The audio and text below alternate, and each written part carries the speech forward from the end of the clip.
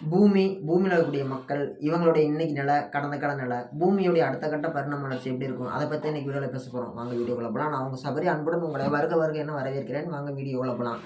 பூமி அப்படிங்கிறது வந்து பார்த்தீங்கன்னா, சூரிய குடும்பத்தோட சேர்ந்த ஒரு கிரகம். ஓகேங்களா? இவ்வளோ பெரிய பால்வெளி இடத்துல பூமி அப்படிங்கிறது ஒரு சிறிய ஒரு துகள் தான். நாம நினைச்சிட்டு இருக்கிறோம், பூமி தான் உலகத்துல நம்ம வந்து இருக்கக்கூடிய உலகம் வந்து ரொம்பவே பெருசுன்னு சொல்லிட்டு. ஆமா, உலகம் ரொம்ப ரொம்ப பெருசு தான். ஆனா இவ்வளோ பெரிய பால்வெளி அண்டத்துல நம்மளுடைய சோலார் சிஸ்டம் வந்து பார்த்தீங்கன்னா, ஒரு சாதாரண ஒரு துகள் தான். சாதாரண ஒரு தூசி தான். அப்படின்னு இருக்கும்பொழுது, இவ்வளோ பெரிய பூமியில நாம இருக்கிறோம் அப்படின்னா, கண்டிப்பா நம்மள மாரி யார் இருப்பாங்க? இன்னொரு பூமி அப்படின்னு சொல்லி ஏதோ ஒரு இடத்துல இருக்கலாம். அந்த பூமியில வந்து பார்த்தீங்கன்னா, விலங்குகள் நம்மளோட ரொம்ப ஒரு பரிணாம வளர்ச்சி அடைஞ்சிருக்கலாம். மனுஷங்க வந்து இப்ப எப்படி நம்ம வீட்ல ஒரு நாய வளர்க்குறோம், ஒரு கோழிய வளர்க்குறோம், ஒரு மாட்ட வளர்க்குறோம், ஒரு ஆட்ட வளர்க்குறோம், ஒரு பூனைய வளர்த்துறோம், ஒரு குருவிய வளர்த்துறோம், ஒரு கிளிய வளர்த்துறோம். இந்த மாரி வந்து பார்த்தீங்கன்னா, வேற ஒரு கிரகத்துல மற்ற உயிரினங்கள் அப்படிங்கிறது மனுஷங்கள செல்லப்பிராணியா வளர்த்தலாம். அப்படி கூட இருக்கலாம். ஏன்னா, எல்லாத்துக்குமே சாத்தியக்கூறுகள் அப்படிங்கிறது இருக்குது. ஏன் இந்த பூமியில நம்மளால இருக்க முடியுது அப்படின்னா, இதே மாரி இன்னொரு பூமி இருக்காதா? இருக்கும்.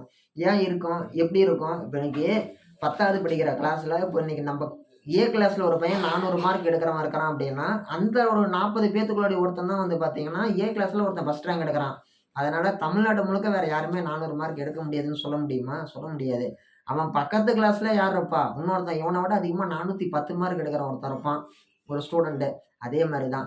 நாம நெனச்சுட்டு இருக்கிறோம், நம்ம சூரிய குடும்பத்துல பூமியில மட்டும் தான் மனுஷங்க இருக்கிறாங்க அப்படின்னு சொல்லிட்டு.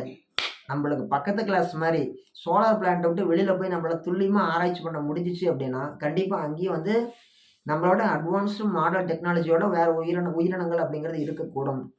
அதுதான் வந்து பார்த்தீங்கன்னா, நம்மள மாரியே வேற உயிரினங்கள் இருக்கக்கூடும் அப்படிங்கிறது பல நூற்றாண்டுகளாகவே பல்வேறு ஆராய்ச்சியாளர்களால் சொல்லப்பட்டு வரக்கூடிய கருத்து அப்படிங்கிறது அதுதான். இதுல ஒரு முக்கியமான விஷயம் என்னன்னு சொல்லி கேட்டோம்னா, அவங்க நம்மள விட மேம்பட்டு இருக்கலாம். அதனால தான் வந்து பார்த்தீங்கன்னா, ஏலியன் தியரி அப்படிங்கிறது மிக அதிகமான அளவு வந்து பார்த்தீங்கன்னா, மிகப்பெரிய ஒரு நபர்களால கூற்றாக முன்வைக்கப்படுகிறது. இப்ப உதாரணத்துக்கு நாம எப்படி மொழியால, பண்பாட்டால மேம்பட்டு இருக்கிறோமோ, அதே மாரி வந்து பார்த்தீங்கன்னா, அவைங்களும் நம்மளோட அதிகமா மேம்பட்டு இருப்பாங்க.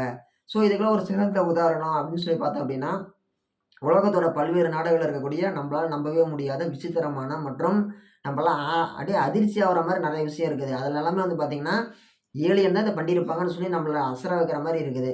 இப்போ உதாரணத்துக்கு சொன்னோம் அப்படின்னா, எகிப்தோட பிரமிடு, கிசா பிரமிடு அப்படிங்கிறது அங்க வேலை செஞ்ச மக்களால கட்டப்பட்டதுன்னு சொல்லி ஒரு சிலர் சொன்னாலுமே கூட, எந்த ஒரு அடிப்படையான நுண் ஒரு ஒரு பெர்ஃபெக்ட் மிஷின் ஓகேங்களா?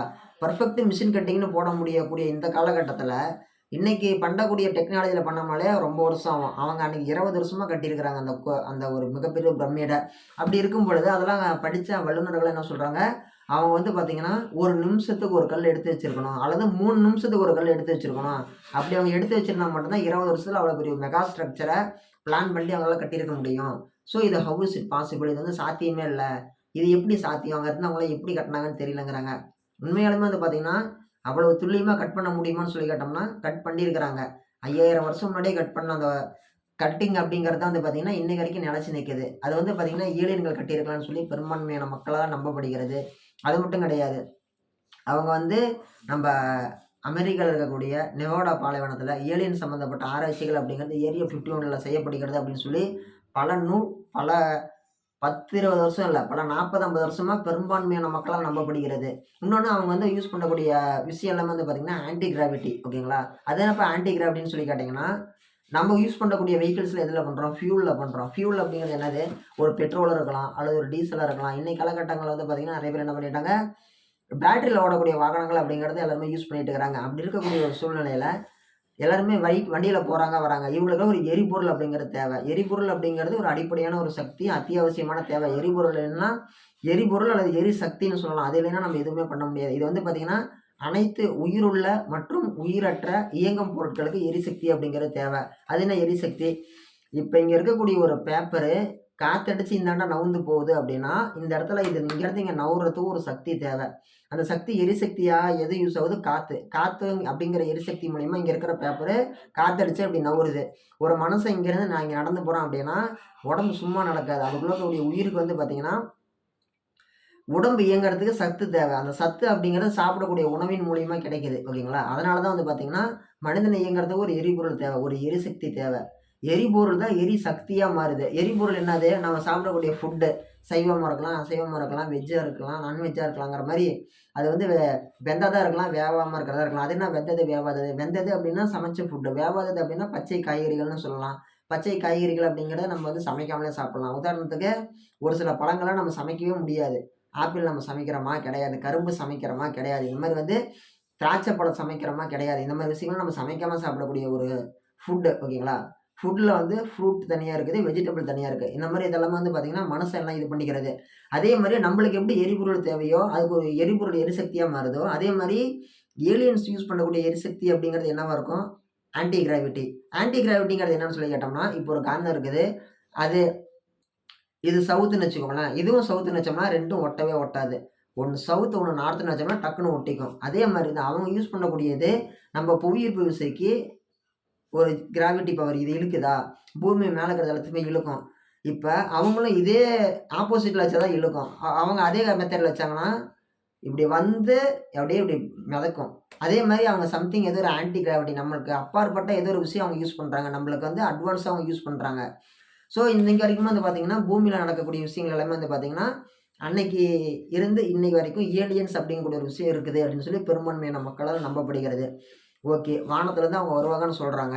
இது வந்து பெரும்பாலும் உண்மையான்னு சொல்லி கேட்டோம்னா, இருக்கலாம், இல்லாமலும் போகலாம். அல்லது ஒரு 50 வருஷத்துலயே அவங்க பூமிக்கு வரலாம், பிடிக்கலாம், வராமலும் போகலாம். பொதுவா நம்ம படிக்கக்கூடிய ஒரு விஷயத்துல கூட பாருங்க, இந்து மதத்துல கூட என்ன சொல்லியிருப்பாங்க, கடவுள் வந்து பூமியில இல்ல. இமயமலையில சிவன் இருக்கிறாரு. மித்தபடி தேவர்கள்லாம் வானத்துல இருக்கக்கூடிய உலகத்துல இருக்கிறாங்கன்னு சொல்லிக்கிறாங்க. ஏன் அவங்க ஒருவேளை ஏலியன்ஸ் எத மென்ஷன் பண்றாங்களா? கிடையாது. அது வந்து ஏலியன்ஸ் அப்டின்னா அவங்களுக்கான உருவகம் அப்படிங்கிறது வேற மாரில இருந்திருக்கும். அவங்களும் மனுஷங்கள மாரியே இருப்பாங்க. அவங்க நம்மளுக்கு இன்னும் வந்து நம்மள ஹெல்ப் பண்ணுவாங்க, காப்பாத்துவாங்க. ஸோ அவங்க தான் வந்து பார்த்தீங்கன்னா, ஒவ்வொருத்தருக்கும் ஒவ்வொரு பவர் இருக்குது. இந்திரன் அப்டின்னா இடி மழைக்கெல்லாம் அவர் தான் காரணம். அவர் பண்ற வேல தான் அப்டின்னு சொல்லிட்டு நெறைய விஷயங்கள் வந்து ஹிஸ்டாரிக்கலாவும் சொல்லியிருக்கிறாங்க. ஆனா சம்திங் அவங்க சொன்ன ஒரு விஷயம் என்னது, வானத்துல ஒரு உலகம் இருக்குது. அந்த இந்திரலோகம்னு ஒண்ணு இருக்குது. அதே மாரி குபேரர்கள் இருக்கக்கூடிய ஒரு குபேரன். அவர் இருக்கக்கூடிய ஒரு உலகம் இருக்குது. நரகம்னு ஒண்ணு இருக்குது. பாதாள உலகம்னு ஒண்ணு இருக்குது. இப்படி நெறைய விஷயங்கள வந்து அவங்க மென்ஷன் பண்ணியிருக்கிறாங்க. அவங்க விளையாட்டா சொன்னாங்களா? இல்ல எதார்த்தமா சொன்னாங்களா? இல்ல ஏதோ ஒரு தியரியில சொன்னாங்களோ! ஆனா இன்னைக்கு வரைக்கும் வந்து பார்த்தீங்கன்னா, நம்மளோட மாடர்ன் சயின்ஸ்ல நம்ம என்ன உணர்றோம்? நம்மளுக்கு அப்பாற்பட்ட ஒரு உலகம் இருக்குது. ஏலியன்ஸ் ஓகேங்களா? ஏலியன்ஸ் அப்படிங்கிறது வேற்று கிரக வாசிகள் ஓகேங்களா? நம்ம வந்து வேற்று கிரக வாசிகள்னு சொல்றோம். இவங்க என்னங்கிறாங்க, தேவர்களா இருக்கலாம், அசுரர்களா இருக்கலாம்ன்னு சொல்லிட்டு ஹிஸ்டாரிக்கலா சொல்றாங்க. இது வந்து நம்ம ஒரு கவனிக்க வேண்டிய விஷயம். வாங்க. இப்ப பூமிய பத்தி நம்ம பேசிட்டு இருந்தோம் இல்லையா? பூமியில வந்து பார்த்தீங்கன்னா, கிட்டத்தட்ட ஒரு 800 கோடி மக்கள் இருக்கிறாங்க. 2023, 2024 அந்த காலகட்டங்கள்ல வந்து பார்த்தீங்கன்னா, 802 கோடி மக்கள் தொகை அப்படிங்கிறது கிராஸ் பண்ணிட்டாங்க. நிஜமாலுமே அவ்வளோ எதிர்பார்க்க முடியாத ஒரு மக்கள் தொகை அப்படிங்கிறது அதிகமாயிட்டு இருக்குது. உலகத்துல வந்து பார்த்தீங்கன்னா, இந்தியா, சீனா ஓகே. இந்தியா, சீனா, இந்தோனேசியா, அப்புறமேட்டு வந்து பார்த்தீங்கன்னா, அமெரிக்கா, ஆஃப்ரிக்கா இந்த மாரி வந்து பார்த்தீங்கன்னா, ஒரு 10 நாடுகள் தான் வந்து பார்த்தீங்கன்னா, 2050ல 1030 கோடி மக்கள் தொகைய உலகம் அப்ராக்ஸிமேட்டா தொற்றும். அடுத்த 25 வருஷத்துல வந்து பார்த்தீங்கன்னா, இதோட எண்ணிக்கை அப்படிங்கிறது 230 கோடியா அதிகரிக்கும். 1030 கோடி மக்கள் தொகை அப்படிங்கிறது இருப்பாங்கன்னு சொல்லி, ஒரு கணக்கு அப்படிங்கிறத போட்டிருக்கிறாங்க. ஒவ்வொரு மனுஷங்களுக்குமே வந்து பார்த்தீங்கன்னா, ஒவ்வொரு ஊர்லயுமே, ஒவ்வொரு நாட்டிலயுமே வந்து பார்த்தீங்கன்னா, இனம் வாரியா, மொழி வாரியா மனிதர்கள் பிரிஞ்சு கிடக்குறாங்க. அவங்களுக்குன்னு சமய வழிபாடு இருக்குது. அவங்களுக்கான சடங்குகள் இருக்குது. எல்லாருமே வந்து பார்த்தீங்கன்னா, மணி அப்படின்னு சொல்லக்கூடிய ஒரு விஷயத்த நோக்கி ஓடிட்டு இருக்கிறாங்க. மருத்துவத்துறை நம்ம நெனச்சு பார்த்தத விட அதிவேகமா ஓடிருச்சு. மார்க்கெட்டிங் அப்படிங்கிறது மிகப்பெரிய அளவுல வந்துருச்சு. மாஃபியாங்கிறது மிகப்பெரிய அளவுல வந்துருச்சு. கடல் வழி போக்குவரத்துங்கிறத நம்ம நெனச்சு பார்க்க முடியாது. கடலுக்கு மேல துடுப்பு போட்டு போன காலம்லாம் ஓடி போயி, இன்னைக்கு கடலுக்கு இடையில மிசைல் விட்டு அட்டாக் பண்ற அளவுக்கு மிகப்பெரிய அளவுல ஒரு டெக்னாலஜி அப்படிங்கிறது வளர்ந்துருச்சு. ஆனாலுமே கூட மனுஷனால உள்ளடி புகுந்து ஆராய்ச்சியே பண்ண முடியாத ஒரு இடம் இருக்குது. மனுஷன் தொடவே முடியாத ஒரு இடம் இருக்குது இந்த பூமியில அப்படின்னு சொல்லி கேட்டோம்னா, கடல் தான். நாம நெனச்சிட்டு இருக்கிறத விட கடல் ரொம்ப ரொம்ப பெருசு. ரொம்ப ரொம்ப ஆழமானது. ரொம்ப ரொம்ப ஆபத்தானது. ரொம்ப ரொம்ப அழகானது. கடல்ல வந்து பார்த்தீங்கன்னா, பூமியில வந்து மனுஷன் வந்து பார்த்தீங்கன்னா, இங்கருந்து சூரியன ஆராய்ச்சி பண்றதுக்கு ராக்கெட் அனுப்பிட்டாங்க. ஜேம்ஸ் வெப் கேமரா அனுப்பி விட்டாங்க. எதுக்கு? வானத்துல நடக்கிறத துல்லியமா புகைப்படம் பிடிச்சு அனுப்புறதுக்கு. இங்கேருந்து நிலாவுக்கு மனுஷன அனுப்பி விட்டாங்க. ஆனா கடலுக்கு அடியில மனுஷன அனுப்பி ஆராய்ச்சியே பண்ண முடியாது. என்ன காரணம்? அங்க இருக்கக்கூடிய ஓவர் பிரஷர். ஓவர் பிரஷர் காரணமா மனுஷன் உள்ளாடி போனான் அப்படின்னா, நசுங்கி இறந்து போயிருவான் அப்படிங்கிறது எந்த விதமான மாற்று கருத்துமே யாருமே சொல்ல முடியாது. ஸோ, நான் ஹியூமன்ஸ் அப்படிங்கிறவங்க வந்து அங்க இருக்கிறாங்க அப்படின்னு சொல்லி ஒரு நாட்டு விஞ்ஞானி வந்து ஒரு காலகட்டத்தில வந்து ஒரு அறிவிப்பு அப்படிங்கிறத வெளியிட்டாரு. ஏலியன்ஸ் அப்படிங்கிறது உண்மதான். ஏலியன்ஸ் அப்படிங்கிறது வேற்று கிரகத்திலருந்து வந்தா தான் அவங்க ஏலியன்ஸ். ஆனா நான் ஹியூமன்ஸ் அப்படிங்கிறவங்க கடலுக்கடியில இருக்கிறாங்க அப்படின்னு சொல்லி அவர் மென்ஷன் பண்ணியிருக்கிறாரு கடல் ஆராய்ச்சியாளர். அது என்னப்பா நான் ஹியூமன்ஸ் அப்படின்னா, மனிதர் அல்லாத ஒரு உயிரினம். ஓகேங்களா? அவங்க மனுஷங்க கிடையாது. நம்பள மாரி கிடையாது. அவங்க சம்திங் டிஃபரெண்ட். அவங்க வந்து பார்த்தீங்கன்னா, அவங்க அந்த பூமிக்கு அடியில இருக்கிறாங்க. அவங்கள வந்து யாருமே எதுவுமே பண்ண முடியாது அப்படின்னு சொல்லி ஒரு மிகப்பெரிய ஒரு கருத்து அப்படிங்கிறத முன் வச்சிருக்காங்க. இது வந்து பெரும்பான்மையான மனிதர்களால, பெரும்பான்மையான நண்பர்களால வந்து பார்த்தீங்கன்னா என்ன பண்ணிருது? ஏற்றுக்கொள்ளப்படுகிறது. ஏற்றுக்கொள்ளப்பட்ட ஒரு நிதர்சனமான உண்மை. அப்படிங்கிறதுனால எந்த விதமான ஒரு மாற்று கருத்துமே கிடையாது. சரிங்களா? பூமி அப்படிங்கிறது எப்பவுமே ஒரு ரொம்ப ரொம்ப ரொம்ப ரொம்ப மிஸ்டீரியஸான ஒண்ணு அப்படிங்கிறது எந்த கருத்துமே கிடையாது. நாம நினைச்சு பார்க்கறது தான் ரொம்பவே மிஸ்டீரியஸான ஒண்ணு வந்து பார்த்தீங்கன்னா, இந்த ஏலியன் தியரி அப்படிங்கிறது. இதுல வந்து யாருமே வந்து ஒரு முழுமையான ஒரு இது அப்படிங்கிறது சொல்லவே முடியாது.